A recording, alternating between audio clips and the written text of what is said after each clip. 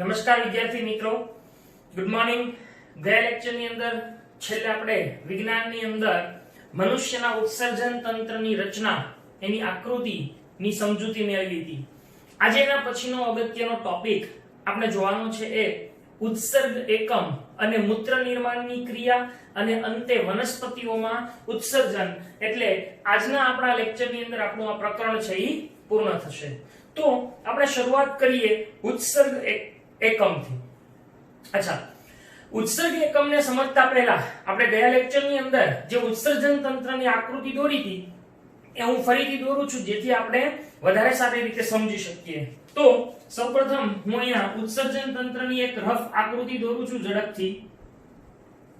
આ આપણા મૂત્રપિંડ છે, કિડની છે,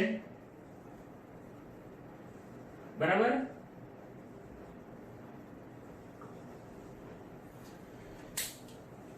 અહીંયા આગળ મૂત્રાશય આવેલું છે,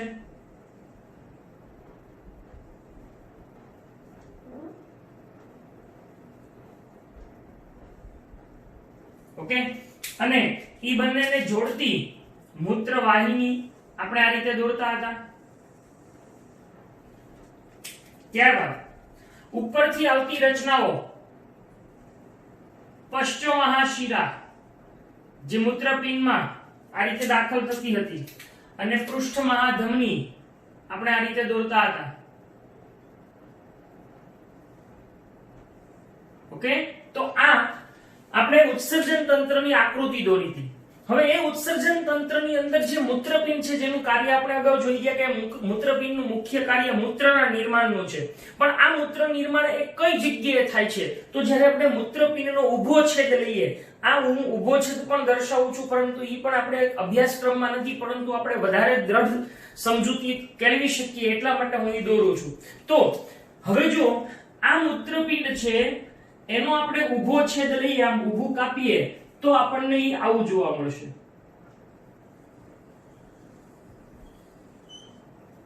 બરાબર। આ મૂત્રપિંડનો ઊભો છેદ એની અંદર આપણને આવું જોવા મળશે। અહીંયા આગળ આવા ખાસ ભાગો જોવા મળે છે।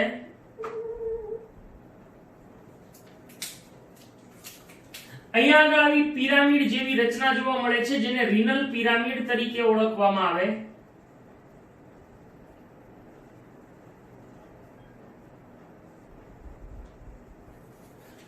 હવે આ પિરામિડો બધા ભેગા મળી અને અહીંયાથી મૂત્રવાહિની રચે છે, આવડી આ છે। એટલે એક્ચ્યુઅલી જે મૂત્રવાહિની છે એ આ રીતે અહીંયાથી બહાર નીકળતી હોય છે, બરાબર। હવે આ મૂત્રપિંડનો ઊભો છેદ છે, એ મૂત્રપિંડના ઊભા છેદના વિવિધ ભાગોના જો આપણે નામ લખીએ તો આ જે બહારનો આટલો વિસ્તાર છે આ ખુલ્લો, એ વિસ્તારને કહેવાય છે મૂત્રપિંડ બાહ્યક।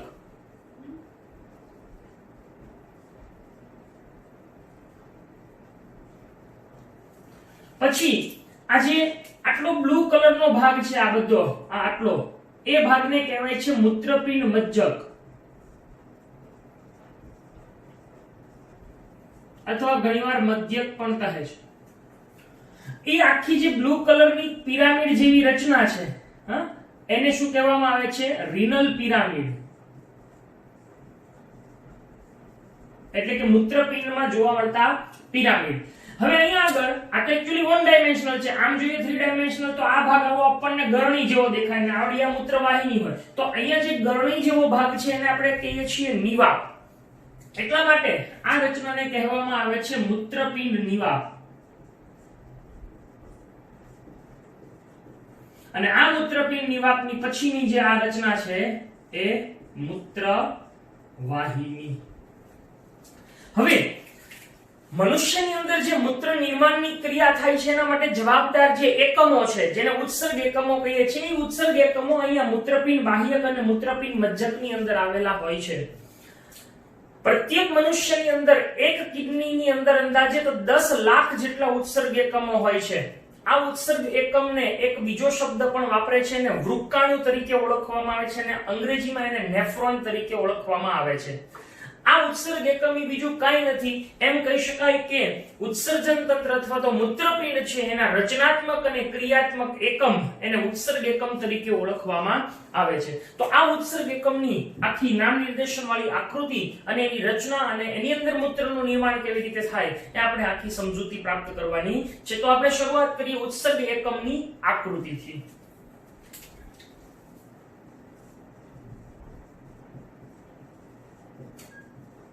ઉત્સર્ગ એકમ અથવા એને કહેવામાં આવે છે વૃક્કાણુ.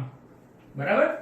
હવે ઉત્સર્ગ એકમ એની આકૃતિ દોરવા માટે સૌપ્રથમ ઉપરથી 3-4 લાઈન છોડી અને અહીંયા આગળ એક આવી બેવડી પ્યાલા આકાર જેવી રચના દોરવાની છે. આમ બરાબર. અહીંયા આગળ સહેજ ભાગ ઉપસેલો દોરવાનો છે, અહીંયાથી સહેજ આમ. પછી આ આવડી આ બેવડી રચના કરવાની છે દિવાલ વાળી. બરાબર. હવે અહીંયાથી આપણે એને આ રીતે દોરવાની છે, ગૂંચળા કરવાના છે આ રીતે.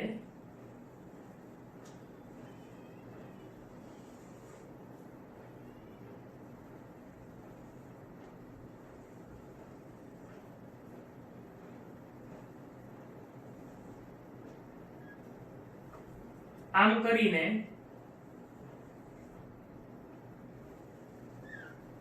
એને અહીંયાથી આમ નીચે લાવવાની છે. બરાબર.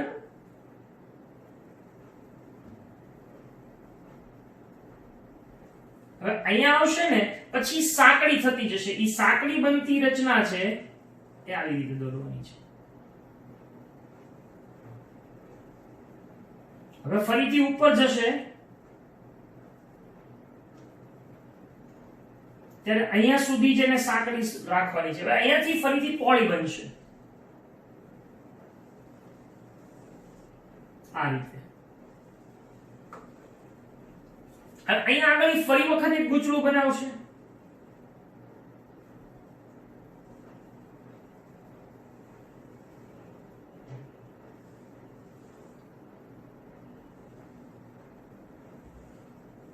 અને અહીંયા એનો અંત ભાગ છે.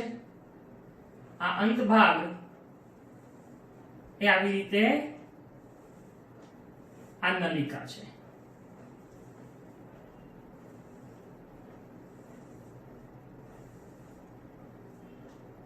બરાબર.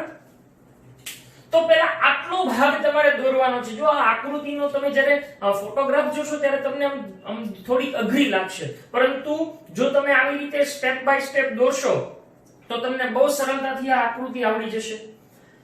અહીંયા આગળ આ જે લીલા કલરનો ભાગ દોર્યો છે એ મુખ્ય ભાગ છે ઉત્સર્ગ એકમનો. પણ હવે આપણે જે ભાગ દોરીએ છીએ એ એની સાથે સંકળાયેલો છે કે જે મૂત્રના નિર્માણની ક્રિયામાં ખૂબ અગત્યનો છે. તો હવે હું તમને અહીંયા કહીશ કે આપણે જે જોઈ ગયા કે આવડિયા મૂત્રપિંડ જે ધમનીથી બને છે, અંદર જાય છે. આવડિયા શું છે? મહાધમની, પૃષ્ઠ મહાધમની. ઈ નીચે આવીને આમાં મૂત્રપિંડમાં દાખલ થાય ત્યારે આપણે મૂત્રપિંડ ધમની કહેતા હતા.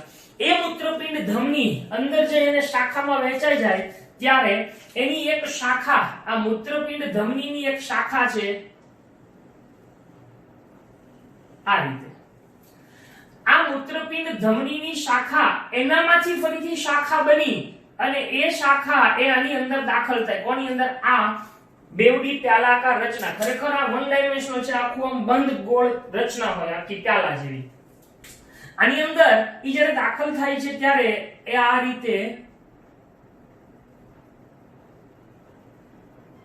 એક રુધિર કેશિકાનું જાળું રચે છે. આ રુધિર કેશિકા ગુચ્છ રચે છે. ખૂબ સૂક્ષ્મ શાખાઓમાં ઈ વિભાજિત થઈ જાય છે. આ રીતે એ શાખાઓમાં વિભાજિત થાય છે.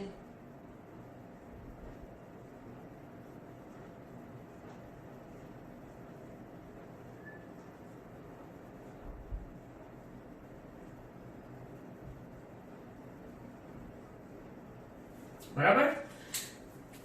એ ફરી વખત અહીંયાથી બહાર નીકળશે, આવડી આ અંદર જાય એટલે એનું નામ આપણે આપીશું અંતર્વાહી ધમનિકા. હવે એ જ ભાગ અહીંયાથી આમ બહાર નીકળી અને આ ઉત્સર્ગ એકમની ફરતે એક જાળી જેવી રચના બનાવે છે. એટલે અહીંયાથી આપણે પહેલા છે ને આમ દોરી નાખવાનું. જો ખાસ ધ્યાન રાખજો, અહીંયાથી પહેલા આને આમ લઈ જઈ આની સાથે અને આની પેરેલલ ને એની ખૂબ નજીક રાખીને અહીંયા સુધી લાવવાની. બરાબર. હવે અહીંયાથી એક શાખા બનાવી અને એ આમ આની અંદરથી જતી હોય એ રીતે દર્શાવશું. આમ કરીને આમ આવતી હોય. બરાબર. આ રીતે પછી આમ કરશું. હવે અહીંયાથી એટલે ટૂંકમાં આની ફરતે આવી એક જાળી જેવી રચના તૈયાર થતી હોય એવું આપણે દર્શાવશું.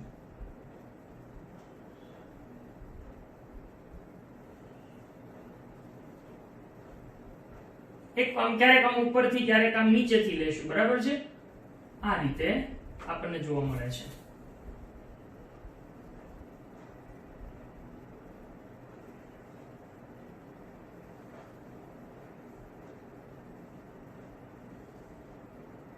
તો આવું આપણે એક જાળીદાર રચના દોરવાની છે.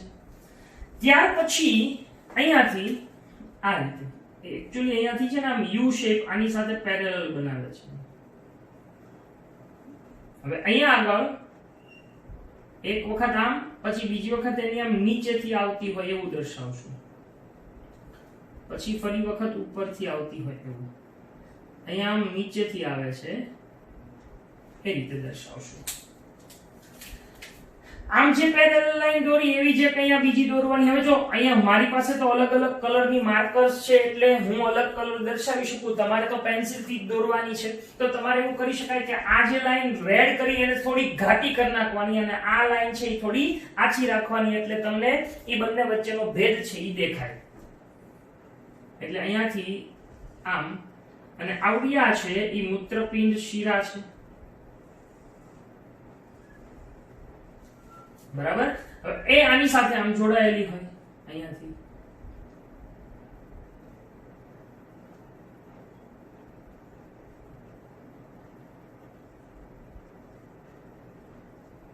બરાબર. આવું આપણે દોરવાનું છે. ઓકે. તો આથી ઉત્સર્ગ એકમની આકૃતિ તૈયાર થઈ. હવે આપણે એના નામ નિર્દેશન કરીએ. તો નામ નિર્દેશનમાં હું સૌથી પહેલા જે ગ્રીન કલરનો ભાગ છે એના નામ નિર્દેશન કરું તો એની અંદર શરૂઆતનો આ જે ગોળ બેવડી દિવાલ વાળો ભાગ છે એને કહેવામાં આવે છે બાઉમેનની કોથળી. એની આગળનો આ જે શરૂઆતનો સાંકડો ટૂંકો માર્ગ છે એને ગ્રીવા તરીકે ઓળખવામાં આવે છે. હવે ગ્રીવા પછીની જે નલિકા છે અહીંયા ગૂંચળું બનાવે. હવે આ ગૂંચળું છે એ આ બાઉમેનની કોથળીની નજીક બને એટલે એને કહેવાય છે નિકટવર્તી ગૂંચળામય નલિકા અથવા નિકટવર્તી ગૂંચળામય ભાગ. નિકટવર્તી ગૂંચળામય નલિકા અથવા ભાગ જેને અંગ્રેજીમાં પ્રોક્સિમલ કોન્વોલ્યુટેડ ટ્યુબ્યુલ કહેવાય. એટલે એને પ્રોક્સિમલ કોન્વોલ્યુટેડ ટ્યુબ્યુલ એટલે પીસીટી કહેવાય. હવે ઈ જે નલિકા નીચે આવી અને અહીંયા સાંકડી બની અને અહીંયા એક યુ શેપની રચના બનાવે છે. અહીંયાથી આટલો જે ભાગ છે આ ગ્રીન કલરનો આ એને કહેવાય છે હેન્લેનો પાશ. હેન્લેનો પાશ. ઈ હેન્લેના પાશથી ઉપર ફરીથી અહીંયા ગૂંચળું બનાવે. ઈ ગૂંચળું આ જે ગૂંચળું છે એ આનાથી દૂર બને છે તો આ જે નિકટ છે એની બદલે આને શું નામ આપવામાં આવે છે? દૂરસ્થ ગૂંચળામય નલિકા. દૂરસ્થ ગૂંચળામય નલિકા અથવા ભાગ અને એને કહેવાય છે ડિસ્ટન્ટ કોન્વોલ્યુટેડ ટ્યુબ્યુલ. એટલે ડિસ્ટલ એટલે દૂર આવેલું છે. હવે આ જે નલિકા છે મૂત્રપિંડ નલિકા એનો અંતિમ ભાગ આવડી આ જે ગ્રીન કલરની લાંબી છે પટ્ટી એને કહેવામાં આવે છે સંગ્રહણ નલિકા. હવે તમને ખાલી સમજાવી દો કે આ એક ઉત્સર્ગ એકમ જેમ અહીંયા છે ને અહીંયા બીજું હોય ત્રીજું ચોથું એમ અહીંયા બધી જગ્યાએ બધી બાજુથી ઉત્સર્ગ એકમો આ એક નળી સાથે જોડાયેલા હોય જે સંગ્રહણ નલિકા કહેવાય છે.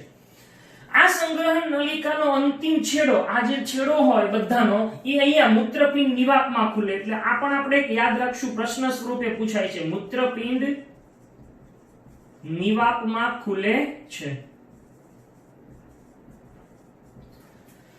ખરેખર આપણે 11-12 સાયન્સમાં એવું આવે કે બીલીની નલિકામાં ખુલે. ની બીલીની નલિકા પણ આપણે એ અત્યારે આવતું નથી, એટલે અત્યારે આપણે માત્ર આવું યાદ રાખશું. ઓકે, તો હવે માત્ર અત્યારે જે મેં બ્લેક પેન થી નામ લખ્યા એ નામ એ ઉત્સર્ગ એકમની રચના દર્શાવે છે. એટલે જ્યારે તમને ઉત્સર્ગ એકમની રચના પ્રશ્ન પૂછાય ને તો તમે આટલું લખી શકો. હમણાં હું સમજાવીશ. એની સિવાયના જે ભાગોના નામ છે તો એની અંદર સૌથી પહેલી આવડિયા, એને નામ આપશું આપણે કે મૂત્રપિંડ ધમનીની શાખા. હવે એ મૂત્રપિંડ ધમનીની શાખા જે અંદર જાય તો આપણે જોઈ ગયા છે કે ધમનીની શાખાને ધમનિકા કહેવાય. આ ધમનિકા અંદર જાય છે એટલે એનું નામ છે અંતર્વાહી ધમનિકા. એ જ વસ્તુ બહાર નીકળે છે ત્યારે આને કહેવામાં આવે છે બહિર્વાહી ધમનિકા. બહિર્વાહી ધમનિકા. હવે આ અંતર્વાહી ને બહિર્વાહી ધમનિકાની વચ્ચેનો જે આ ગૂંચળા જેવો ભાગ છે એને કહેવામાં આવે છે રુધિર કેશિકા ગુચ્છ.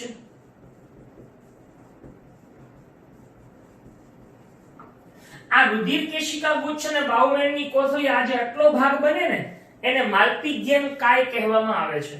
ઓકે, ત્યાર પછી આવડિયા છે ઈ શિરિકા છે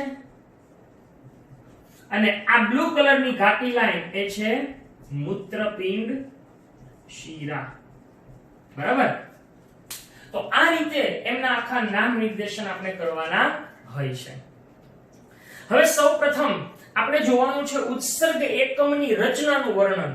અહીંયા હું બે ભાગ પાડીશ. પહેલું ઉત્સર્ગ એકમની રચના અને બીજું મૂત્ર નિર્માણની ક્રિયા.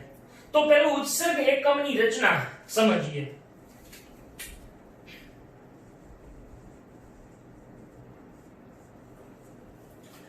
ઉત્સર્ગ એકમની શરૂઆતમાં બેવડી દિવાલવાળી આવી પ્યાલા આકારની રચના જોવા મળે છે જેને બાઉમેનની કોથળી તરીકે ઓળખવામાં આવે છે. આ બાઉમેનની કોથળીમાં રુધિર કેશિકા ગુચ્છ જોવા મળે છે. બાઉમેનની કોથળીનો આગળનો સાંકડો ટૂંકો માર્ગ એને ગ્રીવા તરીકે ઓળખાય છે. ગ્રીવા પછીની નલિકા ગૂંચળામય બને છે જેને નિકટવર્તી ગૂંચળામય ભાગ, ત્યારબાદ હેન્ડલેનો પાશ અને દૂરસ્થ ગૂંચળામય ભાગ તરીકે ઓળખાય છે.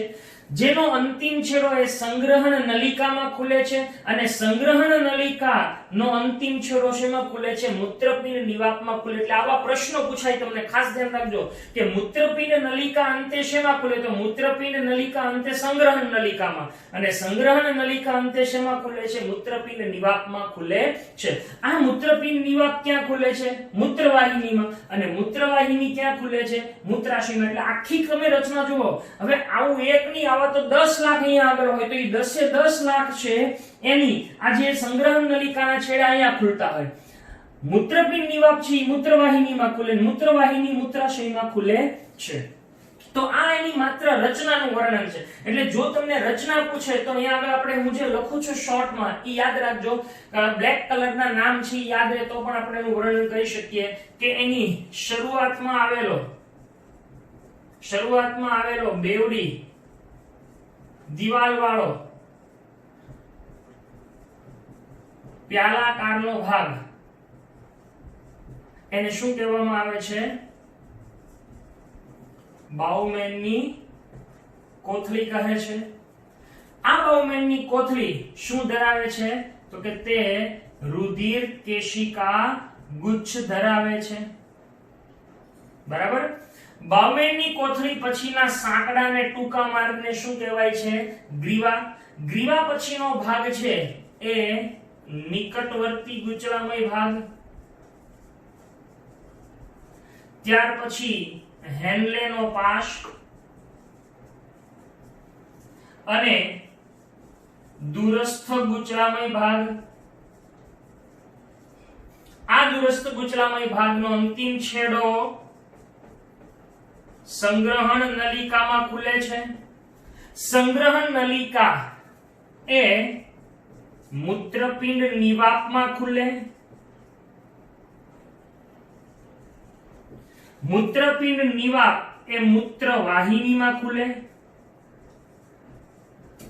અને મૂત્રવાહિની છે એ મૂત્રાશયમાં ખુલે છે. તો આ રીતે આપણે આ ભાગનું નામ નિર્દેશન કરવાનું હોય છે. પ્રત્યેક મનુષ્યની એક કિડનીમાં આશરે 10 લાખ આવા ઉત્સર્ગ એકમો આપણને જોવા મળે છે. આ ઉત્સર્ગ એકમનું કાર્ય શું? તો કે મૂત્ર નિર્માણની ક્રિયા કરે છે. હવે આપણે અગાઉના ટોપિકની અંદર શ્વસન તંત્રમાં એમાં જોઈ ગયા કે મનુષ્યની અંદર ઉત્પન્ન થતો જે નકામો કાર્બન ડાયોક્સાઇડ છે શ્વસનને અંતે ઈ ફેફસા મારફતે એ નાસિકા છિદ્રમાંથી શરીરની બહાર નીકળે છે. પરંતુ જે ચયાપચયિક અને દેહધાર્મિક ક્રિયા શરીરમાં થતી હોય છે એવી ચયાપચયિક પ્રક્રિયાને અંતે જે નાઇટ્રોજન યુક્ત ઉત્સર્ગ દ્રવ્યો ઉત્પન્ન થાય છે, ખાસ કરીને યુરિયા અને યુરિક એસિડ અથવા એમોનિયા, જે જુદા જુદા પ્રાણીઓમાં અલગ અલગ પ્રકારના ઉત્સર્ગ દ્રવ્યો હોય છે. મનુષ્યમાં મુખ્યત્વે યુરિયા હોય. તો યુરિયા કે યુરિક એસિડ જેવા નાઇટ્રોજન યુક્ત જે ઉત્સર્ગ દ્રવ્યો છે એને રુધિરમાંથી દૂર કરી, ગાળણ કરી અને મૂત્ર નિર્માણની ક્રિયા કરવા માટે આ ઉત્સર્ગ એકમ આવેલો હોય છે. અચ્છા, ઉત્સર્ગ એકમ છે એની વ્યાખ્યા આપવી હોય તો એવું આપી શકાય કે મૂત્રપિંડના રચનાત્મક અને ક્રિયાત્મક એકમને મૂત્રપિંડના રચનાત્મક અને ક્રિયાત્મક એકમને શું કહેવામાં આવે છે? ઉત્સર્ગ એકમ તરીકે ઓળખવામાં આવે છે. આ ઉત્સર્ગ એકમ એ રુધિરને ગાળવાનું કામ કરે છે. ખાસ ધ્યાન રાખજો, આની પહેલાના લેક્ચરની અંદર પણ મેં તમને સ્પષ્ટતા કરી હતી કે રુધિરનું શુદ્ધિકરણ છે એટલે કે ઓક્સિજન યુક્ત થવાની ક્રિયા ફેફસામાં થાય, પરંતુ રુધિરનું ગાળણ છે ઈ થવાની ક્રિયા ક્યાં થાય છે? મૂત્રપિંડમાં, કિડનીમાં થતી હોય છે અને ઈ મુખ્યત્વે આ ઉત્સર્ગ એકમ કરે છે. તો હવે એ આપણે જોઈએ કે આ મૂત્ર નિર્માણની ક્રિયા કેવી રીતે થતી હોય છે. બરાબર? તો આ માત્ર ઉત્સર્ગ એકમની રચનાનું અહીંયા વર્ણન મેં કરેલું છે. હવે તમને મૂત્ર નિર્માણની ક્રિયા કેમ થાય એ સમજાવું છું.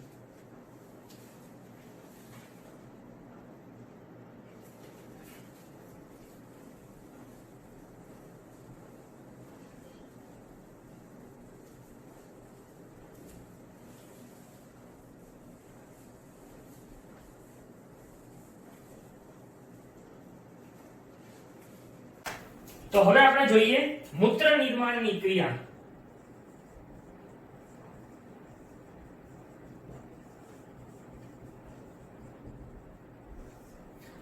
મૂત્રનું નિર્માણ કેવી રીતે થાય?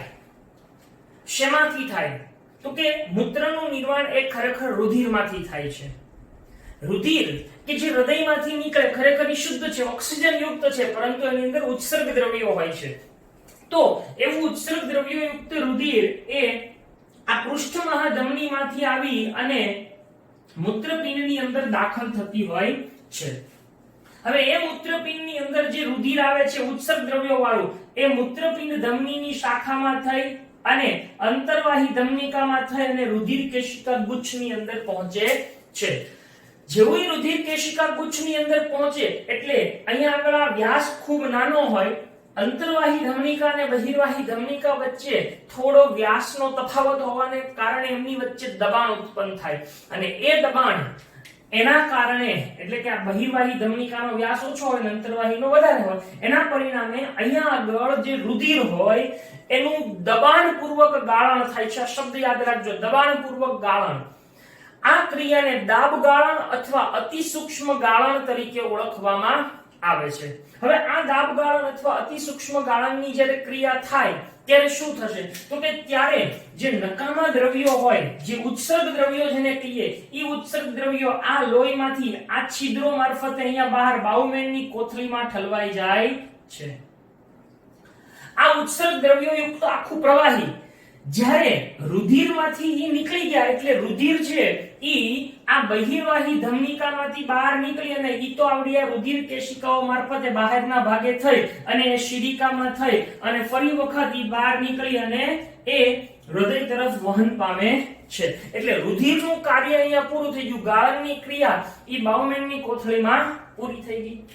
હવે આ જે ગાળણ છે ઈ ગાળણ આ બાઉમેનની કોથળીમાંથી આ નલિકાની અંદર દાખલ થાય છે એના માટે એક સ્પેશિયલ પ્રકારના કોષો હોય છે જેને પોડોસાઇટ્સ કહેવાય, એની મારફતે ઈ અંદર દાખલ થાય. હવે શું થશે તો કે આ જે પ્રવાહી બન્યું, જે નકામા દ્રવ્યોયુક્ત ઈ પ્રવાહી આ નલિકાની અંદર વહન પામશે આ રીતે. ત્યારે આ નલિકાની દિવાલ એમાંથી પાણી, એમિનો એસિડ, ગ્લુકોઝ અને ઉપયોગી ક્ષારો એનું પુનઃ શોષણ કરી અને એને અહીંયા જે કેશિકાઓ હોય એના રુધિરમાં ઠાલવી દે છે. એટલે આમ પુનઃ શોષણની ક્રિયા થાય છે. આ પુનઃ શોષણને અંતે જે નલિકાની અંદર પ્રવાહી હવે વધે છે, પુનઃ શોષણને અંતે નલિકામાં વધતું જે પ્રવાહી એને મૂત્ર તરીકે ઓળખવામાં આવે છે. આ મૂત્ર એ હવે આ સંગ્રહણ નલિકા સુધી પહોંચે છે. આ મૂત્ર એ સંગ્રહણ નલિકામાં થઈ અને મૂત્રપિંડ નિવાપમાં એકઠું થાય છે. આ મૂત્રપિંડ નિવાપમાંથી મૂત્ર એ મૂત્રવાહિનીમાં જાય છે અને મૂત્રવાહિની મારફતે આ મૂત્ર એ મૂત્રાશયની અંદર અહીંયા સંગ્રહ થાય છે, જમા થાય છે. હવે આપણે ગયા લેક્ચરમાં ભણી ગયા કે મૂત્રાશયની અંદર જે સંગ્રહ થતું મૂત્ર હોય એનો મૂત્રાશયનું સંકોચન થવાથી શરીરની બહાર નિકાલ થાય, જે ચેતા નિયંત્રણ દ્વારા થાય છે. તો આ મૂત્રાશયની અંદર મૂત્ર જે પહોંચે છે એ આ બધી જ ક્રિયાઓમાંથી પસાર થઈ અને અંતે ત્યાં આગળ આવતું હોય છે. મનુષ્યની અંદર જે મૂત્ર નિર્માણની ક્રિયા થાય એમાં જે પુનઃ શોષણ થાય છે, એ પુનઃ શોષણ ખૂબ અગત્યની પ્રક્રિયા છે. કારણ કે મનુષ્યના શરીરમાંથી વધારાનું જો પાણી અમુક ટકા દૂર થઈ જાય તો એ જૈવિક ક્રિયાઓને અસર પહોંચાડે છે. એટલે આપણા જે ઉત્સર્ગી એકમો છે એ પુનઃ શોષણની ક્ષમતા ધરાવે છે. જુદા જુદા પ્રાણીઓમાં ઉત્સર્જન અંગો જુદા જુદા હોય છે. અહીંયા આગળ મનુષ્યની અંદર જે પાણીનું પુનઃ શોષણ થાય છે એ ખરેખર કઈ બાબત પર આધાર રાખે છે તો કે પાણીનો કેટલો જથ્થો સજીવને મનુષ્યને પ્રાપ્ત છે અને એના ઉત્સર્ગ દ્રવ્યો કયા પ્રકારના છે એ બે બાબતો પર આધારિત હોય છે. તો આ રીતે મૂત્રના નિર્માણની પ્રક્રિયા થતી જોવા મળે છે. તો આપણે સૌપ્રથમ કીધું એ પ્રમાણે કે મૂત્રપિંડ ધમની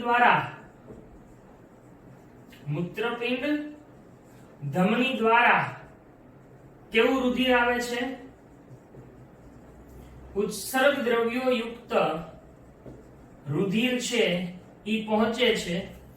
જે ઉત્સર્ગ દ્રવ્યો યુક્ત રુધિર એ કોની અંદર?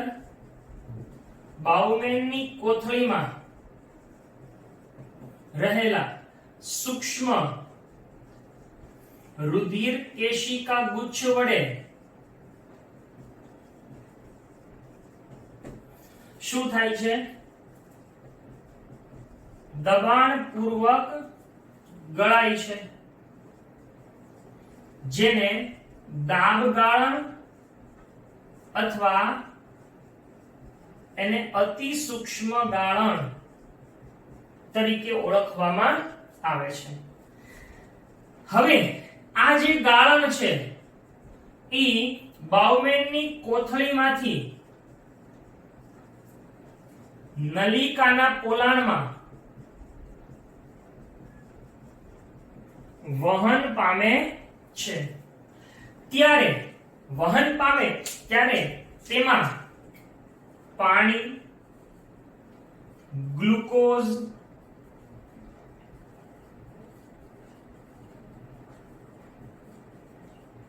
એમિનો એસિડ અને વિવિધ ક્ષારો એનું શું થાય છે? પુનઃ શોષણ કરી અને એને ક્યાં મોકલી દેવામાં આવે છે? રુધિરમાં ધકેલવામાં આવે છે. આમ નલિકાના પોલાણમાં અંતે વધતું જે પ્રવાહી છે, હવે આ પુનઃ શોષણ થઈ ગયા પછી પોલાણમાં વધતું જે પ્રવાહી છે એને મૂત્ર તરીકે ઓળખવામાં આવે અને આ પ્રક્રિયાને મૂત્ર નિર્માણની ક્રિયા કહેવામાં આવે છે. હવે આ મૂત્ર એ ક્યાં જાય છે તો કે આ મૂત્ર હવે આપણે જેનો પથ આખો બતાવ્યો તો એ કે સંગ્રહણ નલિકામાં થઈ મૂત્રપિંડ નિવાપ મારફતે મૂત્રવાહિનીમાં થઈ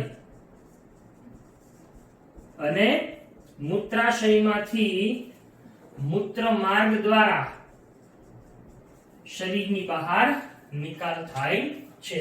તો આ રીતે મૂત્ર નિર્માણની ક્રિયા થતી હોય છે. અહીંયા જે પાણીનો જથ્થો હોય એનું નિયમન એ મેં કીધું એ પ્રમાણે કે પાણીનો કેટલો જથ્થો પ્રાપ્ય છે અને કયા પ્રકારના ઉત્સર્ગ દ્રવ્યો છે એને આધારે થતું હોય છે. ખાસ કરીને મનુષ્યની અંદર યુરિયા ઉત્સર્ગ દ્રવ્ય સ્વરૂપે જોવા મળે છે. આમ મૂત્ર નિર્માણની ક્રિયા સાથે અહીંયા ઉત્સર્ગ એકમ ની વાત છે ઈ પૂરી થાય છે.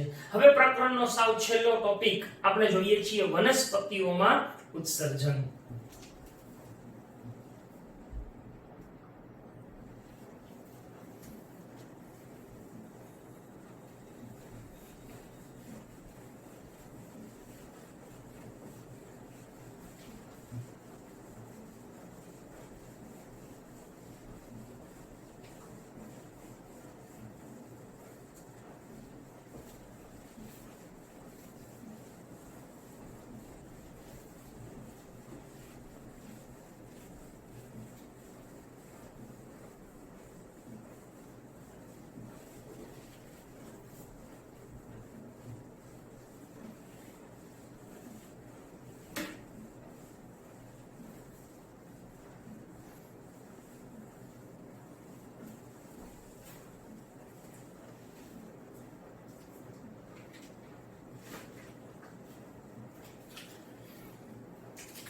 વનસ્પતિમાં ઉત્સર્જન.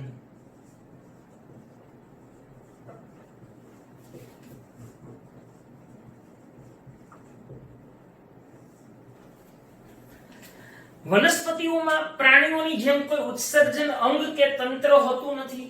જેમ મનુષ્યમાં કિડની છે એમ વનસ્પતિમાં એવા કોઈ અંગો હોતા નથી.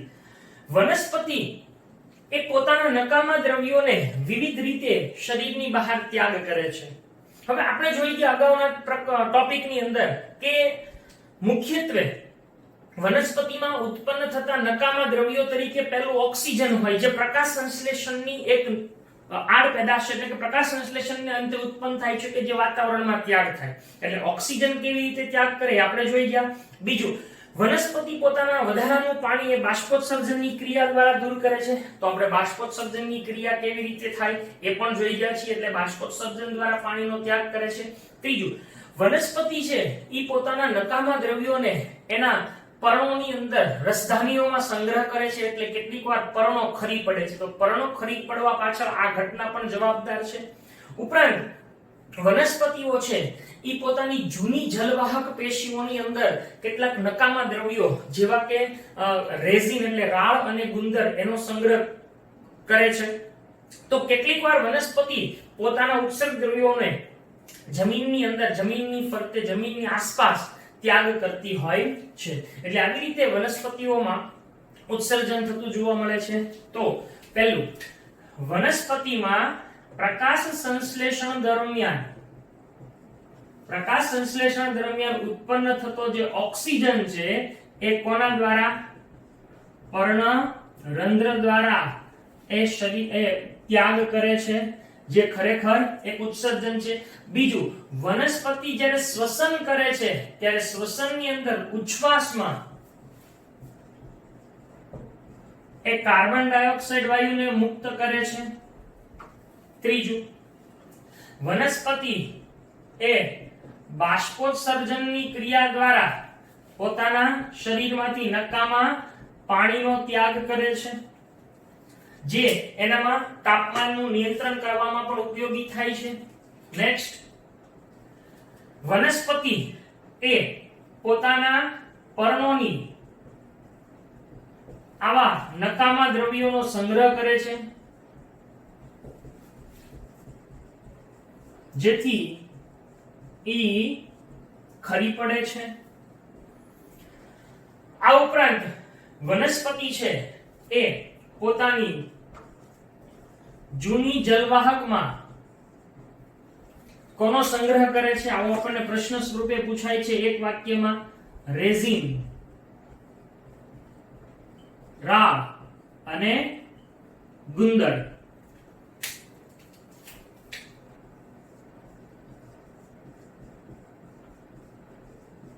એનો સંગ્રહ કરે છે. આ ઉપરાંત વનસ્પતિ પોતાના નકામા દ્રવ્યોને